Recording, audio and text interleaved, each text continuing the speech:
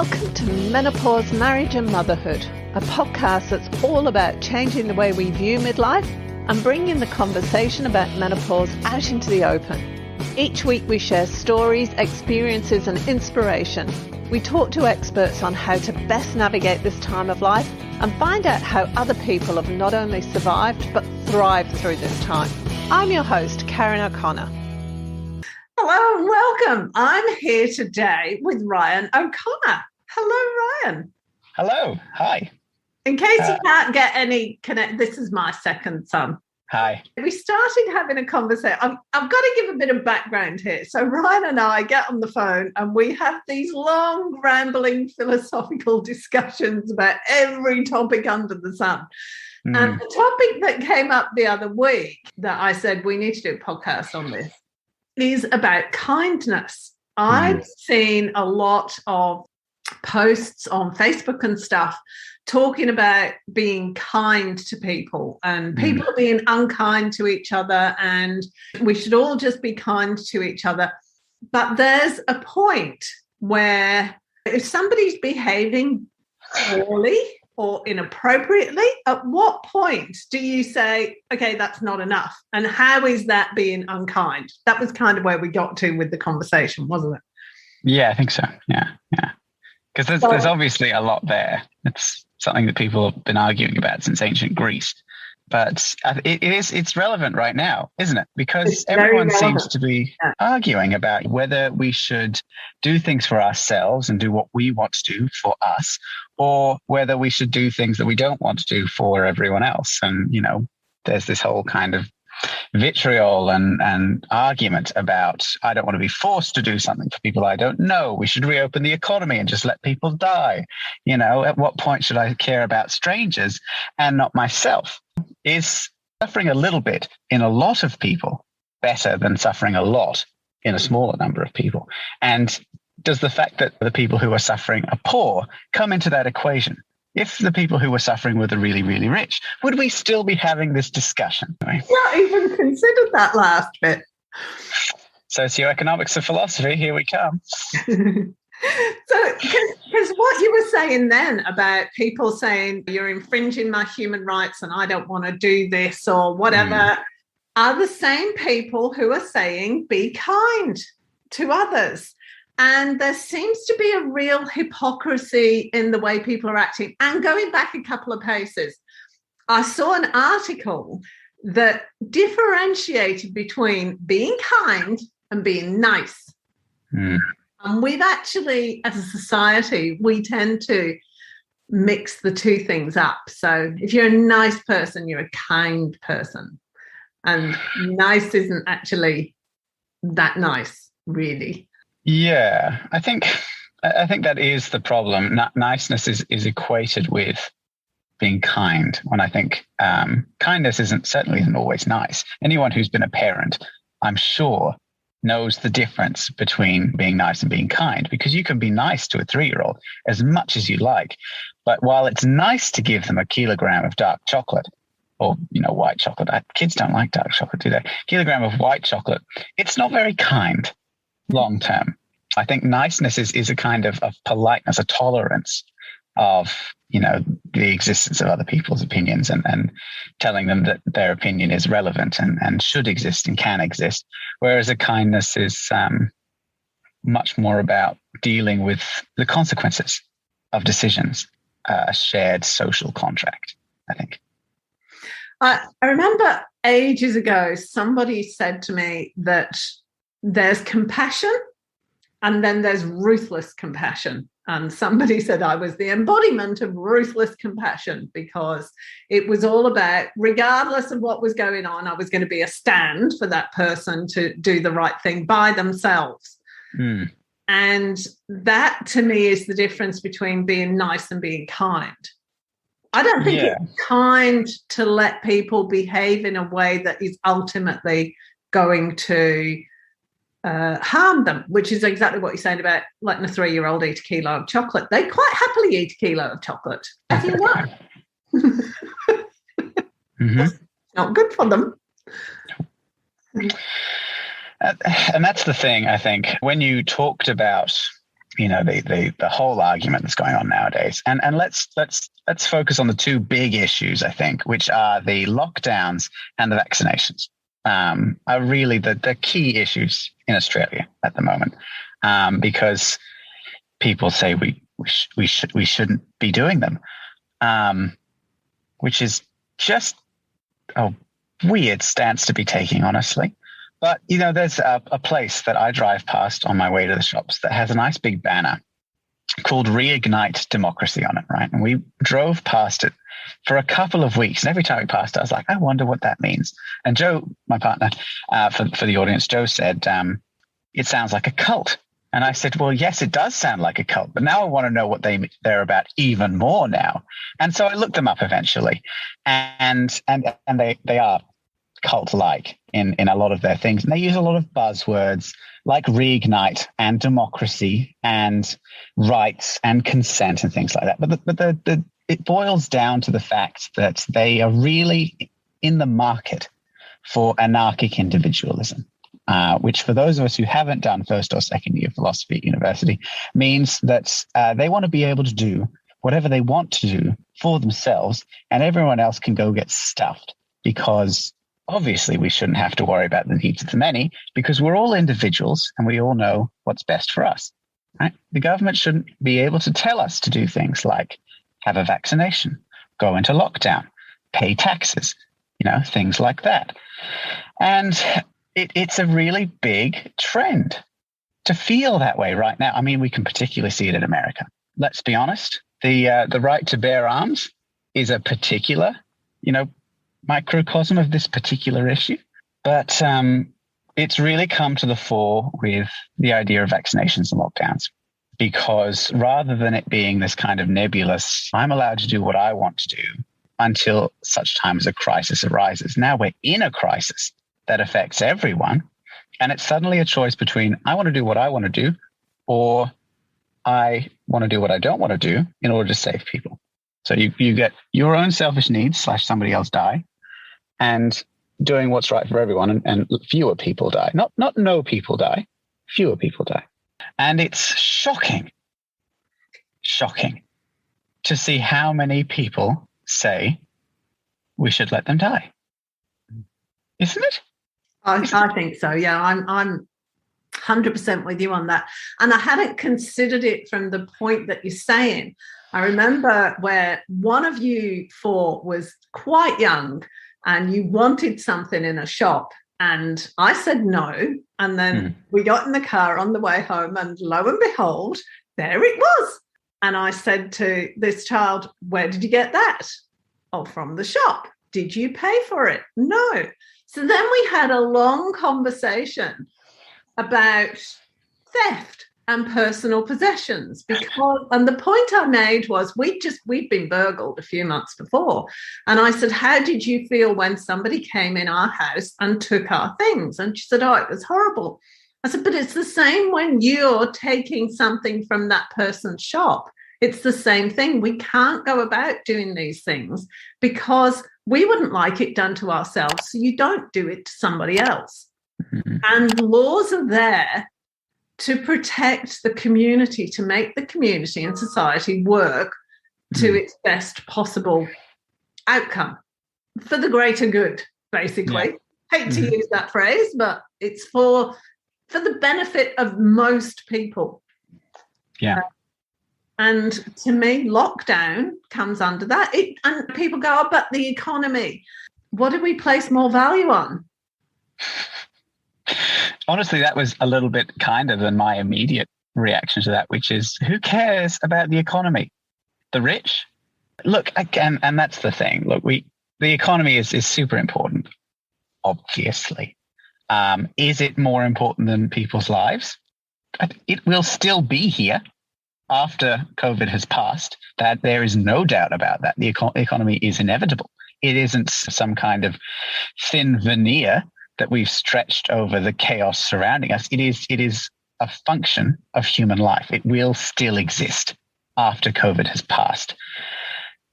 So people talking about destroying the economy, I think, are using a little bit too much in the way of exaggeration, because it will still be there. we've been going through one of the largest recessions in the history of the Western world over the past 30 years. The economy's not in a great place anyway. There's a larger pay gap in America these days than there was in France immediately before the French Revolution. Like, the world's economy isn't fantastic anyway. Why are we more interested in that than in people's lives? Which is a point that we keep coming back to. But what I did want to kind of point out is the problem with any philosophical argument when you start talking about individualism and stuff like that. And what you're saying about kindness, I think, boils down to kindness comes from a place of knowing what's right and what's wrong, which is the problem with any philosophy. Because, spoiler alert, listeners, we actually don't know anything. We don't know anything. We don't know what's going to happen tomorrow. We don't know what's right. We don't know what's wrong. None of us is omnipotent. All we're going to do is take a really good guess. And the people who are going to take the best guess are the people who are the most educated about this, or the people who are have the most majority of opinion in the population, right? That's how democracy works. Just going to put that one out there. But when it comes to a massive virus and things like that, I'm probably going to listen to doctors. Personally, I'm going to listen to what most people want to do when it comes to lockdowns. And let's be honest, most of the population is in favor of lockdowns. If they weren't, we wouldn't be doing this. There are quite a large number of people who aren't. In fact, don't get me wrong, the riots are obviously a function of that. But the vast majority of people, I think, are in favor of them. And the vast majority of medical people are in favor of them. And vaccinations as well. And talking about, I want to do things for me and not for others, is fine as long as you can do it in a way that doesn't affect other people. I think that's really what it boils down to. You can definitely get a tattoo on your forehead if you want one, because that's only really going to affect you. But you're not going to be able to drag around a bag of arsenic with you to go into the shops, because that's going to affect other people. And I think that's kind of what it is, isn't it? That's really the argument here, is, do I exist in a bubble? Or do the things that I do affect anyone else? And I think a lot of people feel very disconnected. They feel like their existence is completely separate from the whole rest of the world. And we could talk about that for ages, I think, talking about the internet and the rise of social anonymity and a lack of value placed on the individual human life. But as much as they may talk about the fact that they matter, I think the argument that they're making comes from a place of that they don't matter, that nothing they do makes a difference. And it's a little bit sad, isn't it? What I was thinking of when you were talking was, one of the things I've noticed about the kinds of responses you get around COVID on lockdowns and immunizations and stuff is they're very emotive and they're very manipulative. So if I go and read an article or I listen to something, if it's full of rhetoric and superlatives, I immediately just dismiss it as complete nonsense. Fairly or unfairly, that's what I do. Because I want to, and I used to say this to you, Paul, tell me the what so. Stop with the story, tell me the what so. And you tell me in as few words as possible and communicate what's on your mind. So when you read all this emotional stuff, it sends alarm bells, because if somebody's got to go into story and emotions and exaggerations and all the other stuff, all that rhetoric, then there should be a warning sign that what's being said probably isn't 100% true. I'm going to put it that way. Yeah. It's probably a half-truth. And that's the issue with a lot of the stuff. It's a half-truth that's been twisted. Yeah. And that's been the case throughout human history. You can trace that back to my brother and I, Jamie, the first son. We were talking about the Peloponnesian War, which happened 3,000 years ago, give or take. And the three kinds of arguments, the pathos, which is emotional argument, logos, which is the logical argument, and ethos, which is the moral argument, they can all be traced back to them, back to Pericles and Cleon and all the great speakers of ancient Greece. We're still having the same problem because, and I think that the media isn't helping very much here, but a conversation about Rupert Murdoch and what the world would be like without him in it is one that we can have another day. Take the sheer facts of it. I talked to my granddad, your dad, the other weekend, and he was telling me about what things are like in the UK. The UK has a population roughly twice of Australia, which I was surprised to find out. I thought it was a little bit bigger than that. But our deaths of COVID are single digits, double digits daily through the whole country. Oh, yeah. There's triple digits, sometimes reaching 4 digits. The things that we have done, regardless of things like the distribution of the population, lack of social density, things like that, regardless, the things that we have done have helped. They have a vaccination rate of something like 70% of the population now. Or it's about 90 now. They are still dealing with those deaths, regardless of vaccinations. And I do believe that vaccinations are the way forward. They certainly aren't the only way forward. We'll need to do more than vaccinate. But lockdowns have helped us so much. And this is coming from a Victorian audience. This is coming from a Victorian. I have been in lockdown on and off for 18 months. I've been back to work for maybe 3 months of that, divided up into small bits, because we go into lockdown and then we wait a couple of weeks and then things slowly open. And I go back for a couple of weeks and then we lock down again. Like, I know the problems of being in isolation and quarantine and lockdown. And I would not trade them for freedom if freedom meant going through what the UK is going through. It's a very simple choice. And regardless of what the media may say and what the emotional arguments that you may read on the internet, the facts are clear. They are very, very clear. The whole world is suffering, and we have really dodged a bullet here. We have really dodged a bullet. And the fact that we are now at risk of relapsing into what they're seeing means that we should be willing to follow through with this. This is a risky time. This is as risky now as it was back in the first few months when Melbourne got that massive spike. The rest of the country was fine. We suffered here. We did. But I don't think anyone here regrets it. You might read about how unpopular Dan Andrews is in Victoria. If you're outside of the state, I've seen that a lot. He's actually incredibly popular. He really is. Most of my friends here in Victoria will talk your ear off about how much they like Dan Andrews. Let me just give a little bit of background there, because about half of my listeners aren't in Australia. So I see. Dan Andrews is the Premier of Victoria in Australia, and Melbourne, which is the capital city of Victoria, has just celebrated its 200th day in lockdown. So, yes, that's what Ryan's talking about. That's just to give everybody who's not Australian a little bit of background there. Yes, Dan Andrews, or Dandrews, as you may hear him referred to, is the one who made the tough decision to keep Melbourne in a complete lockdown. No leaving the house, curfews, 5-kilometre zones, for reason to leave. I'm in Geelong, which is not inside Melbourne, so I haven't been under as complete a lockdown as that. But Kira, the third of the 4 O'Connor siblings, has been. She's been through the whole thing, and it's been tough. I think she spent her 21st birthday in lockdown. She just spent her 22nd birthday in lockdown. It's a price that it's tough to pay, but that's better than however many dying.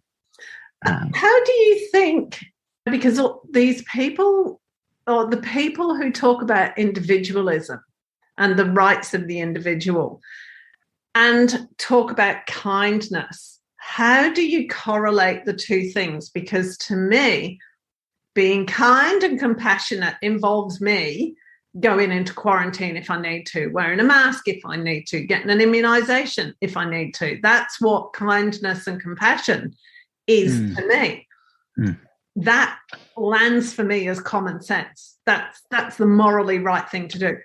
In an individual, in somebody who talks about the rights of the individual or believes about the rights of the individual and all the rest of it, how does that correlate with kindness? And I'm actually trying to figure this out now. That's why I'm asking you.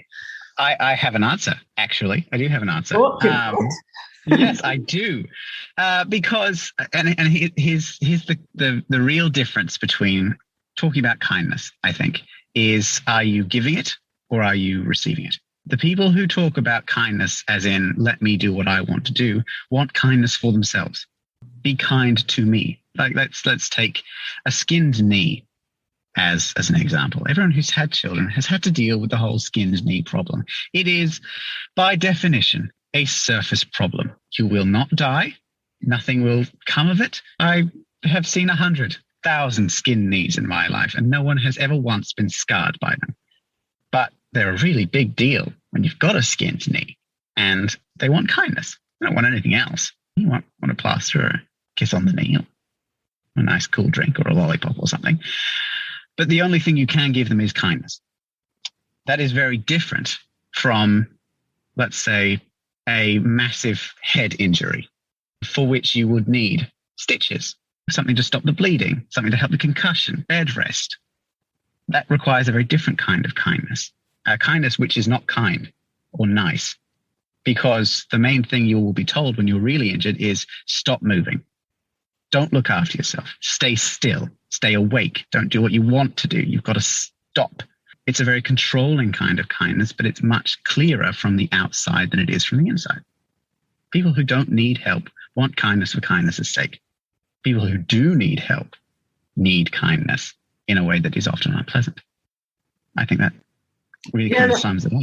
Yeah, that's a really good analogy, because I remember reading something about if you're involved in a car crash, don't move, or you get knocked off a motorbike or a push bike or something by a car. Your first reaction is to get up. You want to get up, but you shouldn't move in case you've got spinal injuries. So they have to try and keep you still, like don't move, stop moving. That's exactly what you're talking about, isn't it? Mm-hmm. There's a bunch of metaphors we could use. The one that comes most easily to mind is when a plane crashes or falls from the sky and the oxygen masks come down, the rule is put yours on before you put anyone else's on. Because our instinct with kindness is to show people that we care. That's what kindness has kind of come to mean. I think that's what they mean by niceness, is showing that we care. But it's not as functional. Under circumstances like that, you need to make sure that you are able to be kind before you be kind. So you put your mask on before anyone else's mask. But couldn't that be used to justify taking care of yourself first? I mean, it could. But I think that's what the difference is. They don't want to be taken care of. They want to be free to do what they want to do. Putting the mask on is, and the reason I use the metaphor is because when you're in a plane crash and you're surrounded by your loved ones, your first instinct will not be to put your mask on first. You will have to fight that instinct, because if you put yours on and then you put someone else's on, you will have done what people won't want to do. They'll want to take care of their children. You felt that instinct yourself, I'm sure. Deal with the kids first. Deal with the loved ones first. That's a hard instinct. It sounds much, much simpler on the surface. But it's very, very hard to look after yourself before looking after other people from a certain perspective. And I think that's the difference between a real problem. And that's what the lockdown is. You have to look after yourself. You have to make sure that you are safe for other people, not doing whatever you want to do. Yeah. Why do you think there is such a rise in the popularity of individualism? Let's call it that. And the thing that really annoys me is they talk about, just be yourself. I want to be 100% individual. I'm talking about certain people here. That's what I'm saying. They, because I do have them in mind. But they look like clones. They're saying the same things and going, but I'm an individual. I'm 100% myself. You can also be an individual and still be part of a society that functions. it's not about homogeneity. But that wasn't where I was going. That was a bit of an aside, and I've completely forgotten what I was going to say. Why do you think there's such a rise in that individuality thing at the moment? I think in order to understand it, you need to understand two things. The first is, I don't think there has really been a rise in individualism. It might be louder than normal, but I think people now are the same as people have always been. So the difference isn't that people are more individualistic than they've ever been. It's just that there's a current culture that encourages that opinion. Because the second thing you need to understand is that people are like a bell curve, right? Most people are in the normal end of the bell curve. Like that's a much, kind of higher proportion of the population are exactly the same. You'll see them all over the place. People who follow the same normal trends. They're sheep. And that's actually a good thing. We're a society for a reason. Sheep isn't about, like people say, sheeple, or that's bad.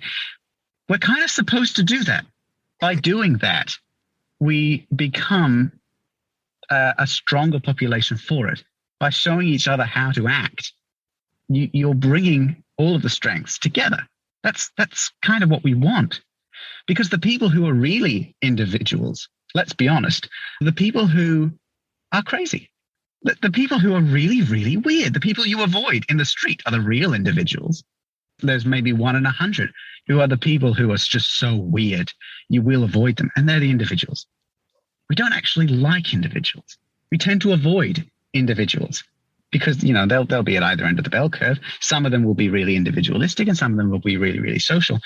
But overall, the people that we like are exactly like everyone else and just a tiny little bit different. That's all we need. We just need a little bit of difference. And I think the reason that a lot of people seem individualistic right now is because a couple of the crazier people, maybe not super crazy, but closer to the normal kind of average, have started to make it cool to be individualistic. And so everyone wants to be individualistic. Look at me. Look at how important I am. Look at how individual my opinions are. I'm so special. No one's ever understood me. No one's ever felt what I'm feeling right now. We've all been teenagers. And it's individualism is a fun idea. That's fun. What a great idea, champ. You pat on the head, get back to the playground, because we're not individuals.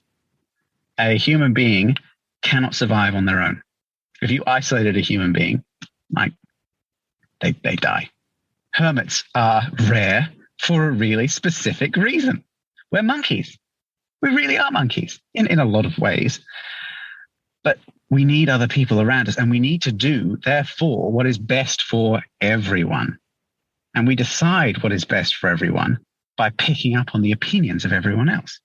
So if someone, let's say, just completely random personality, if we chose a rather large orange blonde man to govern one of the largest countries in the world, and he says, everyone should be able to do what they want to do because I want to do what I want to do, and therefore that's a natural thing, then a lot of people are going to say, yes, I believe that. I've always believed that. We should be able to do what we want to do, regardless of how it impacts other people, because there's a little bit of a teenager in everyone. And a lot of other people will have grown out of the teenage phase and been like, you know what? Actually, I don't think that really works. But it doesn't really stop that pull, that paradoxical trend for a social individualism. I hadn't connected the behavior with being teenage, but it is it's always landed for me as immature. Because I'm gonna talk about teenagers because firstly, I think that people think about teenagers in a way that is very reductive. Because psychologically speaking, you are an adult from about 16. You have all of the capacity from about 15 or 16 of an adult human. You are capable of functioning. With one tiny difference, you have no experience of the world, none whatsoever. So there's a part of you, a big part of you, that knows that you are fully capable of going out there and doing whatever you want to do because you are a full human being who can think and act at the same level as everyone else, but you know nothing about the world. You know absolutely nothing. You do not know what it's like to pay taxes. You don't know what it's like to have fallen in love. You don't know what it's like to raise kids. That's the only difference. But it's a pretty important distinction. And so there's this vast resentment about the fact that you are capable of doing something, but people don't treat you as if you are capable of doing something. You know what I mean? And I think that's where the resentment of teenagers comes from, because the thing that you have to learn, and the thing that teenagers don't understand yet, is the most important lesson of all, which is it's not about you. It's not about you, dude. It's not about you. And that's a really horrible lesson to have to learn, really, like, isn't it?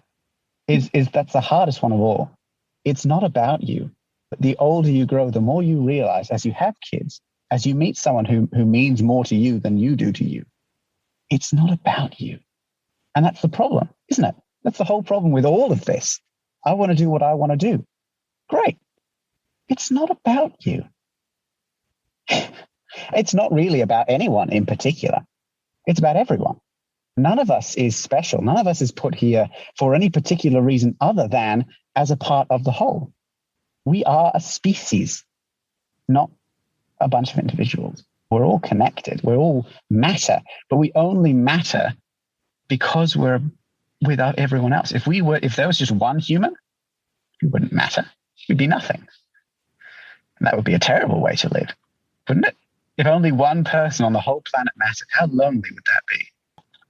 So yeah, that's the big lesson that teenagers have yet to learn. And it's so hard, I think, that a great many people refuse to learn it. You know? Well, it's a bit of an existential crisis, isn't it? I remember your youngest sister, Keely, she still remembers the time when she was about 6. I don't know what she'd been doing. I'd sent her to her room, and I went in and said to her, when she'd been in there for a little while, and said to her, Keely, the world does not revolve around you. And she says she remembers spending the next few days at school trying to figure out, well, who did the world revolve around then if it wasn't her? She said, I remember thinking, is it Gracie, her best friend, or is it her over there? She couldn't figure it out. I mean, and that's the thing. I think you can trace back different kind of stages of learning about that. Like when you're a kid, for instance, something that I actually bring up in conversation a lot more than I should is that bit when you're a kid, when you realize that other people have feelings as well.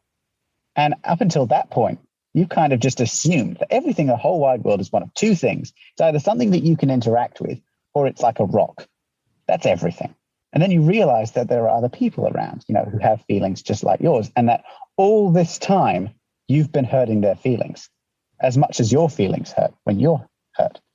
And that's a crashing, resounding finding to have. I specifically remember finding out that other people have feelings because I remember you'd cooked us dinner. Cannot remember specifics. You'd cooked us dinner and none of us wanted to eat it.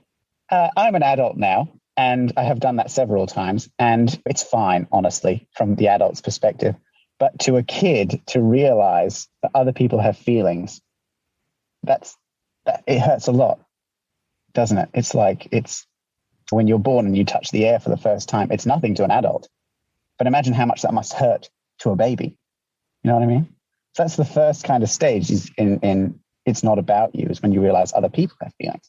And then the second time is when you're a teenager and you realize it's not about you because, you know, everything that you think is special and individual about you has already been done. We aren't inherently special. And then, of course, the third stage is what we call the midlife crisis, where people realize that everything that they do, you know, doesn't really that will never stand a test of time. Nothing goes according to plan. There's a bunch of harsh lessons that people learn. And I think the more they put off the teenager lesson, the harder the midlife crisis is. But, you know, I have my own theories about that. Have yet to do a midlife crisis, but I'll let you know.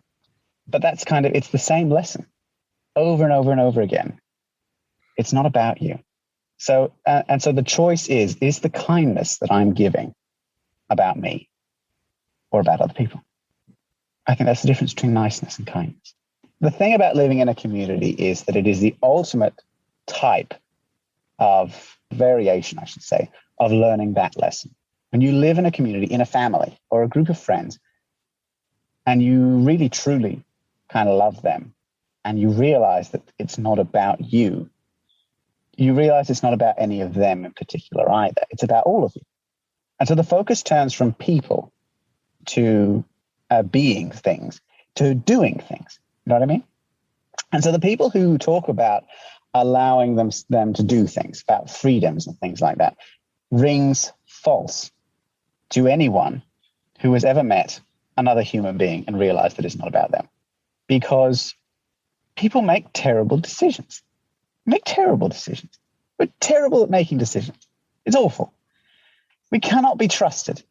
We can only be trusted, I think, when things have gone through a particular process, when we decide as a group that this is the best thing to do.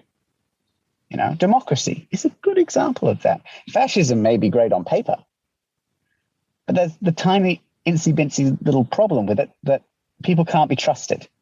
It's the same with communism. Honestly, great idea on paper. People cannot be trusted. And it's the same with this. I want to do what I want to do. Great. You're allowed to want to do what you want to do. But it's not about you. You've got to do as you're told. We all have to do as we're told because we're all telling ourselves to do it. It's not one person telling us. Like people, that's the thing. People will attack leaders and make it out as if the leaders are the only people who are telling us what to do. But the way our society functions is they tell us what to do because they are a mouthpiece for us as a population. We are all telling ourselves to do this thing. We are not a fascist dictatorship. People who talk about in Victoria, Dan Andrews, they call him Dictator Dan. That's not how this works. Have you been paying attention? We all have to do what we all have to do. Talking about, I want to be allowed to do this is fine. That is, allowing you to do that would be nice because it's treating you as if you are important. Kindness treats you as if you are as important as everyone else. So one of the things that I wanted to bring up was the paradox of tolerance, which is an ongoing kind of discussion about what it means to be allowed to exist in a society that started, it started a really, really long time ago, but was really kind of formulated and compiled in 1945 by an American Jewish philosopher of science whose name that I cannot remember right now. But we'll put it in the comments if you want. Very, very interesting stuff. He talks about the paradox of tolerance. And it means that a society that is tolerant without borders is a society that will ultimately become intolerant. Because tolerating intolerance means that you are intolerant by definition. For a society to be truly tolerant, you need to be intolerant of intolerance. You cannot allow hatred to flourish. And the people who say things like, oh, everyone's entitled to their opinion, feeding into that paradox of tolerance. I want to be nice by allowing them to speak. That is not the same as kindness. You are helping a small group of people, but by doing that, by extension, you are making our whole society more intolerant by allowing them to exist. And look, there are some examples in which difference of opinion is definitely encouraged. Democracy, for instance. And there is a platform for that in this particular problem. People who stand up in the Senate and say, I genuinely do not think this is a good idea. That's a great reaction to this. Rioting in the streets without masks in the centre of Melbourne when it's under lockdown and after curfew is really only demonstrating the fact that you're not listening. It's not demonstrating that you have a point. It's demonstrating you can't be trusted to do the right thing. It's demonstrating disrespect. It's disrespect for other people. And I think that's the thing. We have a system in place that allows you to demonstrate what your opinion is. And the people who are disrespectful of that system, who don't understand that system, who are intolerant of that system, are the ones who are eating away at it, I think. And the more people talk about kindness to them, the shakier that foundation becomes. It started a few years ago with a certain democracy, undermining the legitimacy of certain processes. And it extends to this day. In order to be tolerant, we have to know where the line is. We need to know where that border is. Where does kindness end and hatred begin? I think personally, the line is somewhere before let's reopen the economy and let everyone die. It's just my opinion. I think it's the majority's opinion. And we have a democracy that really kind of says that I'm correct about that. But the intolerance in intolerance is something to think about whenever you're making a decision about allowing people's opinions. That's really interesting, that intolerance, the tolerance paradox, isn't it? The paradox of tolerance, yeah. Yeah, that made a lot of sense to me, because it does show, like they've actually shown that it will destroy a society that is too tolerant of views that go against its own core. It will destroy it eventually. Yes, and they will. And that's not to say that you need a rigidly controlled society where no one is allowed to air their opinions. It's just that we need a structure by which we discuss these things. And we do. We have a democracy. Admittedly, our democracy is deeply flawed and controlled by the rich. But that's the discussion for another day. And it's not really relevant right now. It's really predictable, that one, dude. Sorry. We'd better finish up there. Thank you so much. No worries at all. Thank you for letting me ramble. Thanks for joining us this week on Menopause, Marriage and Motherhood. Make sure you subscribe to the show on your favourite player, and while you're at it, we'd love you to leave us a rating on iTunes, or if you'd simply tell a friend about the show, that would be amazing too. Be sure to tune in next week for the next episode, and remember, if you're busy thinking about what you can't have, how on earth are you going to enjoy what you can have? See you next week.